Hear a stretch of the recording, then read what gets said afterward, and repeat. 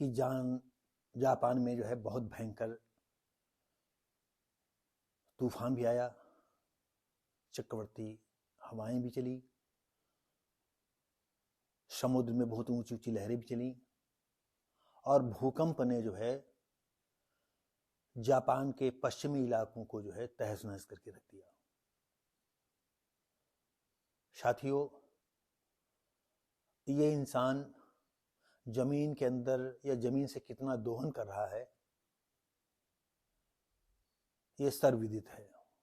जमीन के अंदर सुरंगें बनी जा रही हैं, टनल बन रहे हैं, और पेड़ों की अंधाधुंध कटाई हो रही है, और इसी का दुष्परिणाम तो नहीं है कि जापान में जो सिलसिलेवार भूकंप आए, और भूकंप की सबसे अधिक तीव्रता वाला जो है 7.6 अंकित हुआ है। आप जरा सोचो कि थोड़ी थोड़ी देर में रह रह करके जो है जब भूकंप आ रहे होंगे तो जापानी लोगों के दिलों पर क्या गुजर रही होगी, कितने उनके सामने कैसे घर के बाहर आए होंगे। सारी सड़कें जो है ध्वस्त हो गई हैं, पूरी सड़कें इधर को राजमार्ग सारे बंद हैं। इस विनाश का कारण कहीं मनुष्य ही तो नहीं है। हमें एक बात याद आ रही है, हम आपको बता दें, करीब 30-35 साल के आसपास की घटना है। दैनिक पेपरों में निकला था, मुझे याद नहीं दैनिक जागरण में था किसमें था, लेकिन ये मैंने पढ़ा था। उन्होंने, वैज्ञानिकों ने चेताया था कि जितने भी महानगर हैं वो मौत के मुहाने पर खड़े हैं। और आज चाहे बनारस हो, चाहे लखनऊ हो, चाहे कानपुर हो, सहारनपुर हो, उन्नाव हो, ज्यादातर हर घरों में 120, 125, 150, 200, 300 फुट के नीचे से गहराई से जो है पानी लिया जा रहा है। और ऐसा शायद ही कोई घर हो जिस घर में समरसेबल न हुआ हो। इसके साथ ही हम आपको एक और बात बता दें कि लोग गांव के जो ट्यूबवेल आज से जो है 40 साल के पहले हुआ करते थे, आज भी कुछ लोगों के पास हैं वो ट्यूबवेल जिनमें इंजन लगाकर पानी खींचा जाता था, तो 30 फुट 40 फुट पर जो है 2 पाइप लगा दिए, वो पानी आ गया। एक ग्राम गंगोली की कहानी है।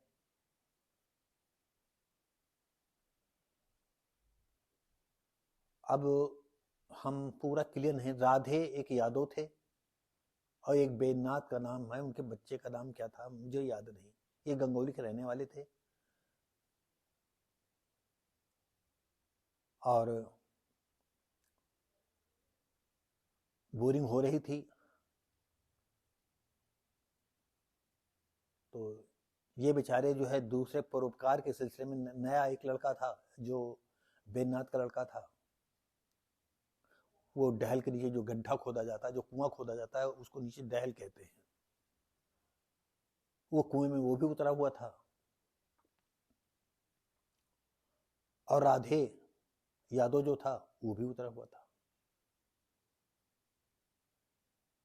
और कई लोग थे। काफी नीचे कुआं खुद चुका था। अचानक किनारे की मिट्टी जो है धसकने लगी।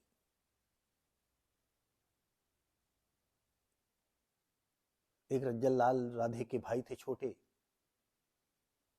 जैसा कि हमें ज्ञात है। वो पढ़े लिखे थे, चतुर भी थे, होशियार भी थे। शायद समय की नजाकत को देखते हुए सबसे पहले वो जो है कुएं से रस्सी के सारे फर्श निकल आए। 1-2 लोग थे वो निकल आए। राधे ताकतवर थे, और जो लड़का था बेदनाथ का वो 13, 14, 15 साल का था। वो बहुत ही सीधा सरल था, मिलनसार था, हंसमुख था, और वो किसी के काम देखता था तो अपना हाथ बटाने लगता था। दुबला पतला था, सब लोग उसको प्यार करते थे। और ये निकलने के ही चक्कर में थे कि तब तक जो है पूरा वो डहल जो है, पूरा वो कुआं जो है भर भरा करके बैठ गया।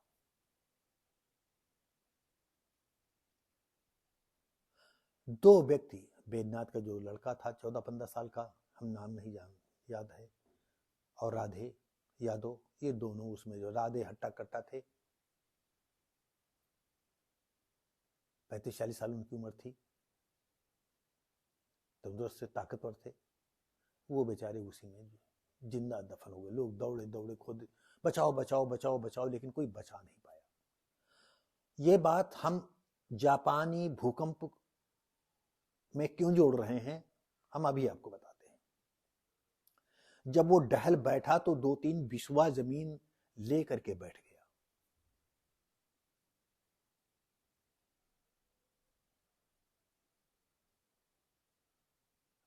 इसका हम अपने दर्शकों से, सुनने वालों से ये बता दें कि एक बोर जो 4 इंची का बोर होता था या 5 इंची का बोर हो रहा था, शायद वहां पहले चलता था, तो जमीन के नीचे से कितनी मिट्टी निकाल करके बाहर लाता है, अंदर जो है उसका पूरी का पूरे खाली हो जाता है। और जो मोटी परतें, पत्थर की मोटी या चिकनी मिट्टी की जो तह ऊपर बनी होती, वो पूरे छत को यानी मिट्टी को रोके रखती है। और जब तक उसका लोड साथ सकती नहीं, एकदम झमझमा करके वो टूट करके नीचे घुस जाती है। और नीचे जमीन से हम लोगों ने जो है, इंसान ने पूरा दोहन कर लिया है। पानी निकालने के लिए पानी निकाला, उसके बाद मिट्टी भी बहती चली आई, और सैकड़ों टन मिट्टी वहां से निकल आती है। हम खेत सींचते रहते हैं। तो यहां बताने का ये मतलब है कि एक बोरिंग में 2-3 बिस्वा वो मकान जो है काफी नीचे गड्ढा हो गया था। तो शहरों में जैसे वैज्ञानिक ने ये संकेत दिए थे कि जितने महानगर हैं वो मौत के मुहाने पर खड़े हैं। और आज तो समरसेबिल, जैसे अभी हमने पहले बताया, हर घरों में समरसेबिल है। और 120, 125, 30 जब ये पानी खींचते हैं तो 24 घंटा 36 घंटा लगातार बलुई आती है, मिट्टी आती है। तो आप सोचो कि वो मिट्टी नीचे आती है तो नीचे खाली तो होता है। वो जो कड़ी जमीन होती है, या पत्थर की जमीन पड़ जाए या कंकड़ की जमीन पड़ जाए, वही तो उस लोड को साधे रहती है। जैसे आपको बता दें, मेरे घर में जो समरसेबल हुआ, तो जैसे ही पानी साफ हुआ, घंटे 2 घंटे में हमने रुकवा दिया। सब मिस्त्री लोग कहने लगे क्यों रुकवा दिया, तो हमने कहा ये पानी इतना बह करके जा रहा है, और इसके साथ कितना पानी सब नालियों में चला जाएगा। तो उन्होंने कहा ये तो सबका पानी जाता है। तो हमने कहा ऐसा है कि अब पानी साफ हो गया है, अब बालू अगर आएगी तो थीर करके पानी निकाल लिया करेंगे, उसी से काम चल जाएगा। लोगों ने तमाम कहा कि नहीं चलने दो, हमने नहीं चलने दिया। लेकिन इसका कोई फर्क तो नहीं पड़ेगा, क्योंकि हम डेली पानी चलाएंगे समरसेबल से, पानी तो निकलेगा ही। आपको बता दें कि औसतन 10-15 साल तक लगातार बालू आती रही। अब आप सोचो कि थोड़ी थोड़ी बालू आती रही तो नीचे कितना बड़ा कुआं ऐसा बन गया होगा जहां बालू नहीं होगी। और हमारे चारों तरफ, हमारे घर के पश्चिम में जो है एक श्यामलाल जी हैं, उनका वो तो बता रहे थे 200 या 300 फुट नीचे उन्होंने बनवाया, बोर करवाया है। और हमने उनको भी कई बार ये फोन करके बताते, भैया तुम्हारा जो है पानी समरसेबल चल रहा है।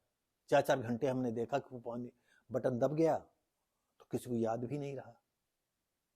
और आपको इसमें हम बता दें, पानी हम जो पानी की टंकी ऊपर रखे हुए हैं, तो जो ओवरफ्लो हो जाता है, लोग वही छत पर वो गिराते हैं या बाहर कोई मैदान पड़ा उसमें गिराते हैं। हमने क्या किया, ऊपर से पाइप लगा करके नीचे पानी उतार लिया, और जिधर हमारी जो है बटन है उसी पास ही जो है एक बाल्टी रखी, वहां से पाइप आता है, और जब पानी कलकल करके गिरने लगता है हम बटन बंद कर देते हैं। ये कोई नहीं हम बहुत अच्छा काम करें, लेकिन कुछ तो अच्छा काम करें कि कम से कम 10, 20, 50 बाल्टी घंटे 2 घंटा, ऐसा तो नहीं हम भूल गए तो 4 घंटा तक चलता रहेगा। हमारे पूरब में एक त्रिवेदी जी हैं शंकरपुर के, मैंने उनको जो पानी चलता था उनके पूरी छत भर जाती थी, घर वाले निश्चिंत है, पानी चल रहा है। हमने उनको वीडियो बनाया, फोटो खींची, वो कचहरी में वकालत करते हैं और उन्नाव के जो है बार एसोसिएशन अध्यक्ष भी रह चुके हैं। हमने फ़ोन करके भी बताया, भैया आपका समरसेबल चल रहा है, देखो पानी सब भरा हुआ है। हमने कहा चाहो तो हमारी तरफ पाइप लगा लो, लेकिन वो 200-400 का खर्चा वो बर्दाश्त नहीं कर सके। उन्होंने क्या किया, जो पानी बहता था उन्होंने जो है एक बैंड लगा दिया कि पानी छत पर अपेक्षा जहाँ वो बाथरूम टाइप का बना है वहीं गिरा दिया कि वो पानी बाहर नहीं आता, वहीं गिर करके नीचे गिरता रहता है। ऐसे ही हमारे अगल बगल और हैं। तो ये बताने का मतलब है कि जितने ज़्यादा हम दोहन करेंगे ज़मीन के नीचे से, वो हमारी ज़मीन खोखली होगी। और ऐसे ही हर जगह, हर मतलब मोहल्ला है, हर गली है, हर गली में जो है समरसेबल है। तो हम वो वैज्ञानिक की बात हमें याद है, और आप लोग सभी लोग बुद्धिजीवी हैं। आप लोग सोचें कि अगर एक गांव का डहल जो है 3-4 बिस्वा लेकर के जमीन बैठता है, और अगर पूरी जमीन शहरों की, महानगरों की जमीनें जो है नीचे खाली हैं, अगर भले वो कंक्रीट पर रुकी हों, लेकिन कब तक वो साधेंगी? और 1, 2, 4, 5 सेकंड में ही हम जमा करके पानी में जिंदा दफन हो जाएंगे। तो ये कहीं कांड जो जापान में भूकंप आया है, कहीं ऐसा तो नहीं? तो हुआ ये कि जो सबसे जापान के पश्चिमी इलाके में और सर्वाधिक मौतें जो है इशिकावा में हुई है। जापान के जो इलाका है, जापानी मीडिया रिपोर्ट के अनुसार तटवर्ती इलाकों में जो है, जो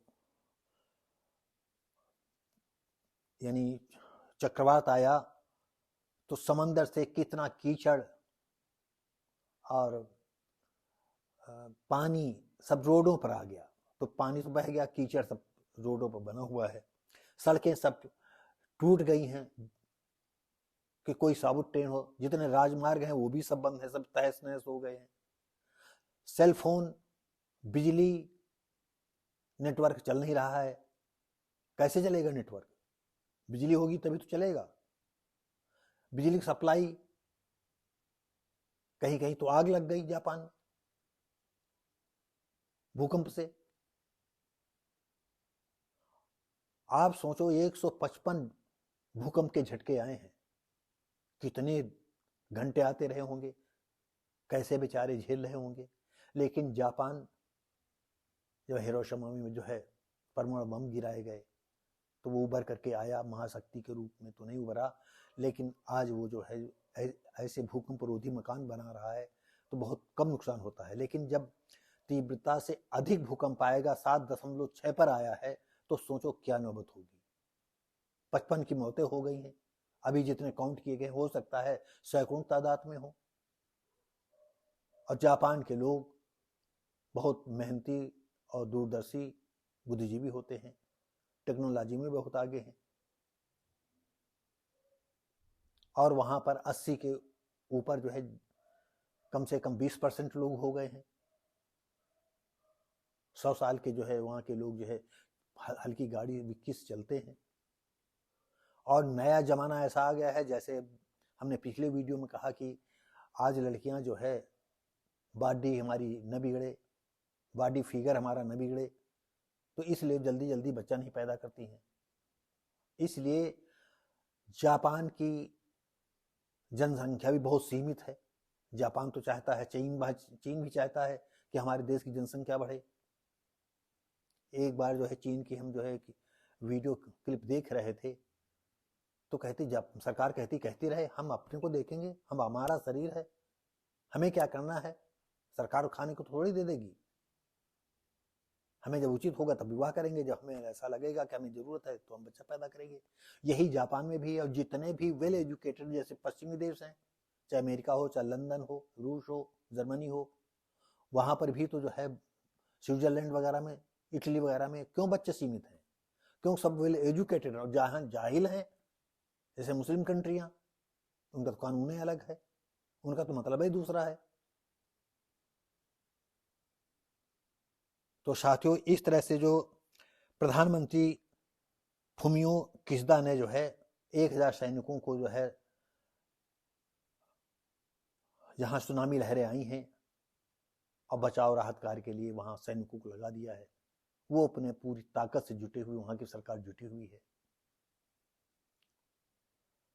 तो ये जो अभी हमने आपको चिताया कि कहीं ये जो सुनामी आ रही है, ये भूकंप आ रहे हैं, कहीं इंसान ही तो इसका नहीं जिम्मेदार है।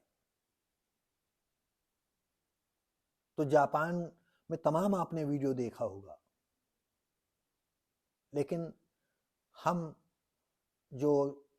हम कोई वैज्ञानिक नहीं है, कोई शोधकर्ता नहीं है, हम भी आप ही की तरह हैं, लेकिन हाँ, विज्ञान की बातों को हम भी प्राथमिकता देते हैं। तो जो अभी हम मोटी मोटी बात बताई कि हर शहरों में जो समरसेबल बन गए हैं, सबके घरों में हैं, और इतना पानी का दोहन हो रहा है, जहां 1 बाल्टी जरूरत होती है, आज 10-20 बाल्टी जो है लोग खर्च कर रहे हैं। तो क्या होगा, ये दोहन जो हो रहा है, तो इसका खामियाजा कौन झेलेगा? कोई अदृश्य शक्ति थोड़ी झेलेगी, इंसान ही तो झेलेगा। इस धरती पर रहने वाले ही पशु पक्षी जीव जंतु ही तो झेलेंगे। और ये भी आप सुनते आए होंगे, वैज्ञानिकों का मत है कि गर्मी बढ़ रही है, 1 डिग्री पॉइंट जो है 1.6 या इसके करीब जो है तापमान पूरे साल ज्यादा बना रहा। जितने ग्लेशियर हैं वो सब पिघल रहे हैं। अगर बर्फ ग्लेशियर सब पिघल जाएंगे तो समुद्र के किनारे जितने भी शहर बसे हुए हैं वो सब पानी के अंदर होंगे, डूब जाएंगे, कहां रहेंगे? तो ये मौत का तांडव कहीं खुद इंसान ही तो नहीं मौत की तरफ घसीट लिए जा रहा हो।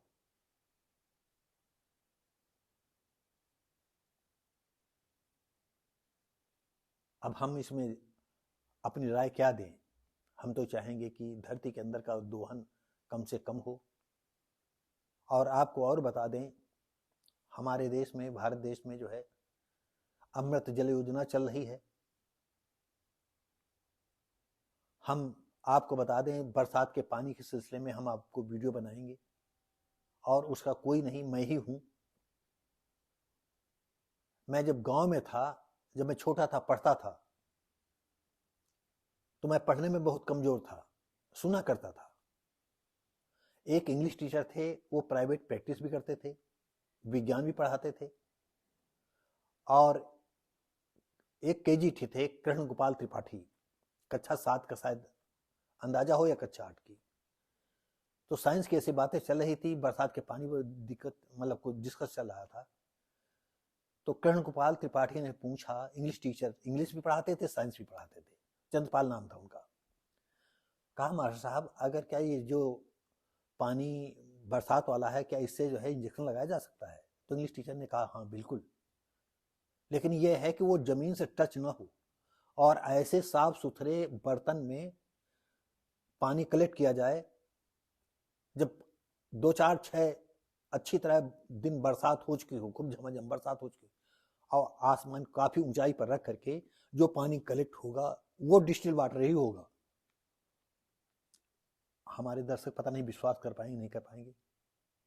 ये बात हम पढ़ने में कमजोर थे, तो हम तो कोई डिस्कस नहीं कर पाए, लेकिन मेरे मन में हुआ कि जब इतना अच्छा पानी है, मन में सोचा भी, बताया भी कि जो तालाबों से, नहरों से, समुद्र से जो है पानी जब भाप बनता है, ऊपर जाता है, और ऊपर आसमान में ठंडी लेयर है, वहां पर ठंडी, ये जो भाप ठंडी हो जाती है तो बरसात होती है, और जो अधिक मात्रा में जहां ठंडक होती है वहां बर्फ जम जाती है। बर्फ जो है जब नीचे आती है कुछ, तो ओले के रूप में उसके जो है ओले गिरने लगते हैं। तो हम गांव में भी उस पानी को शुरुआती दौर में डरते डरते, क्योंकि गांव में पक्के घर थे नहीं उस पीरियड में, छप्पर थे, छप्परों का पानी हल्का पीला हो जाता था, लेकिन छप्पर के पानी से जो है बर्तन धो लिए जाते थे।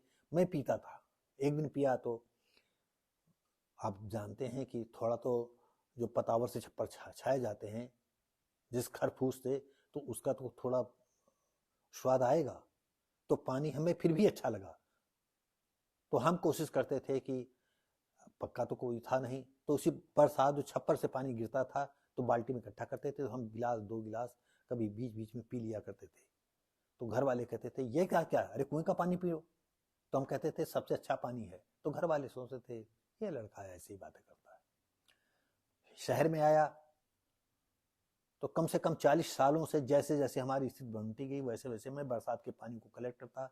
आज मैं 4000 लीटर पानी कलेक्ट करता हूँ। तो सरकार अमृत जल योजना चालू की है, मेरे यहाँ भी नल आया है, और कहीं कहीं जहाँ पानी चालू कर दिया है वहाँ वहाँ आधा पानी गंगा जी का बह रहा है। जितने पाइप डाली गई हैं ऐसे ठेकेदार हैं जो उन्होंने कुछ किया नहीं है। तो हम समंदर को भी, नदियों के पानी को भी यूज कर रहे हैं, लेकिन हम कायदे से यूज नहीं कर रहे हैं। और सरकार के लोग, मैं इसी बात से भारत सरकार और प्रदेश सरकार से ये कहना चाहूँगा कि मेरा परिवार आज 25 सालों से मतलब सिर्फ पीने के लिए पानी जो है हम पीते चले आए हैं। और शुरुआती दौर में कोई जब ऐसी स्थिति नहीं थी, हम पानी कलेक्ट करने के लिए हमारे पास बर्तन नहीं थे, तो बरसात में पानी पिया करते थे। आज ऐसी स्थिति आ गई है कि 4000 लीटर हम पानी कलेक्ट करते हैं और सिर्फ पीने के लिए यूज करते हैं, पूरे सालों साल वही पानी पीते हैं। ये बात हम आपको फिर कभी अगली वीडियो में दिखाएंगे कि बरसात का पानी कितना अच्छा होता है। तो ये बात हम आपको बता रहे हैं कि बरसात का पानी बहता है, नदी नालों में चला जाता है, वहां से नदियों से समुद्र में बह जाता है, हम क्यों नहीं उसका यूटिलाइज करते हैं। तो साथियों, जापान में जो भूकंप आया, ऐसे ही यहाँ भी भूकंप आएंगे, वहां भी भूकंप आएंगे। हम जमीन के अंदर दोहन कर रहे हैं, और जो नेचुरल हमें जो सहायता मिल रही है, प्रकृति से हमें पानी मिल रहा है, हम उसका यूज नहीं कर रहे हैं। सरकार अरबों रुपया खर्च कर रही है पाइप डाल करके पानी गंगा जी का निकालने के लिए। जो भी है, अब क्या कहें, सरकार में बैठे प्रतिनिधि लोग हैं। अब हो सकता है सरकार यहाँ तक न पहुँचती हो, ये सोच न पहुँचती हो, क्योंकि ये गरीब आदमी है, वो सोचता है कि बरसात के पानी हम पी करके अच्छा जी रहे हैं, सरकार में बैठे लोगों को ये भाषित न हो।